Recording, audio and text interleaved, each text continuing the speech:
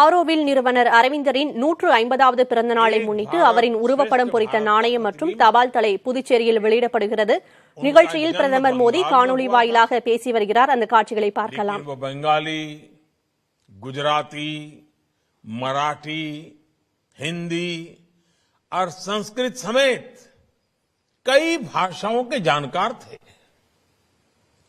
उनका जन्म भले ही बंगाल में हुआ था, लेकिन अपना ज्यादातर जीवन उन्होंने गुजरात और पुडुचेरी में बिताया।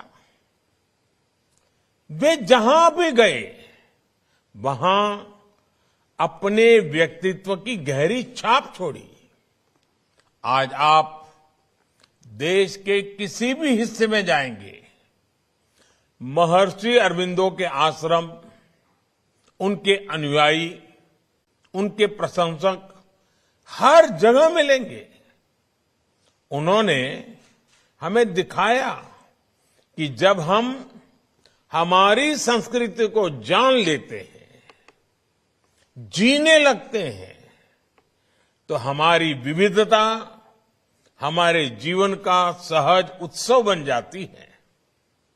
साथियों, ये आजादी के अमृतकाल के लिए बहुत बड़ी प्रेरणा है। एक भारत श्रेष्ठ भारत का इससे उत्तम प्रोत्साहन क्या हो सकता है। कुछ दिनों पहले मैं काशी गया था। वहां काशी तमिल संगमम कार्यक्रम का हिस्सा बनने का अवसर मिला। ये अद्भुत आयोजन है। भारत कैसे अपनी परंपरा और संस्कृति के माध्यम से कैसे अटूट है, अटल है, ये हमें उस उत्सव में देखने को मिला। आज का युवा क्या सोचता है, ये काशी तमिल संगमम में देखने को मिला। आज पूरे देश का युवा भाषा भूषा के आधार पर भेद करने वाली राजनीति को पीछे छोड़कर एक भारत श्रेष्ठ भारत की राष्ट्र नीति से प्रेरित है। आज जब हम श्री अरविंदो को याद कर रहे हैं, आजादी का अमृत महोत्सव मना रहे हैं, तब हमें काशी तमिल संगमम की भावना का विस्तार करना होगा।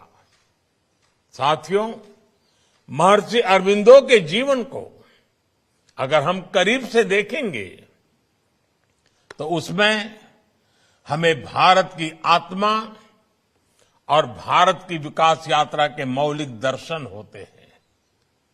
अरविंदो ऐसे व्यक्तित्व थे जिनके जीवन में आधुनिक शोध भी था, राजनैतिक प्रतिरोध भी था और ब्रह्मबोध भी था। उनकी पढ़ाई लिखाई इंग्लैंड के बेहतर से बेहतर संस्थानों में हुई। उन्हें उस दौर का सबसे आधुनिक माहौल मिला था, ग्लोबल एक्सपोजर मिला था। उन्होंने खुद भी आधुनिकता को उतने ही खुले मन से अंगीकार किया। लेकिन वही अरविंदो देश लौट कर आते हैं तो अंग्रेजी हुकूमत के प्रतिरोध के नायक बन जाते हैं। उन्होंने देश की आजादी के लिए स्वाधीनता संग्राम में बढ़ चढ़कर हिस्सा लिया। वे उन शुरुआती स्वतंत्रता सेनानियों में से थे जिन्होंने खुलकर पूर्ण स्वराज की बात की। कांग्रेस की अंग्रेज परस्त नीतियों की खुलकर आलोचना की।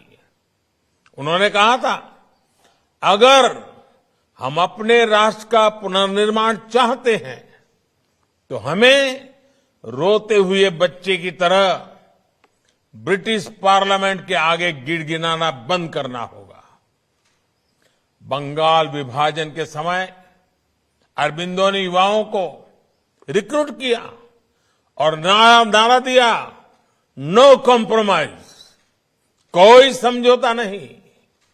उन्होंने भवानी मंदिर नाम से पैम्फलेट छपवाए, निराशा से घिरे लोगों को सांस्कृतिक राष्ट्र के दर्शन करवाए।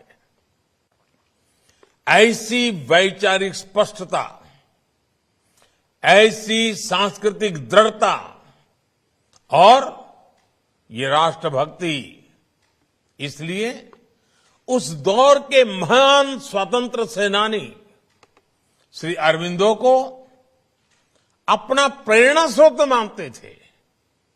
नेताजी सुभाष जैसे क्रांतिकारी उन्हें अपने संकल्पों की प्रेरणा मानते थे। वही दूसरी ओर அரவிந்தரின் கோட்பாடுகளை உலகமெங்கும் கொண்டு செல்ல வேண்டும் என்று பிரதமர் நரேந்திர மோடி காணொலி வாயிலாக உரையாற்றினார். அந்த காட்சிகளை பார்த்தோம். இடைவேளைக்கு பிறகு மற்ற செய்திகளை தொடர்ந்து பார்க்கலாம்.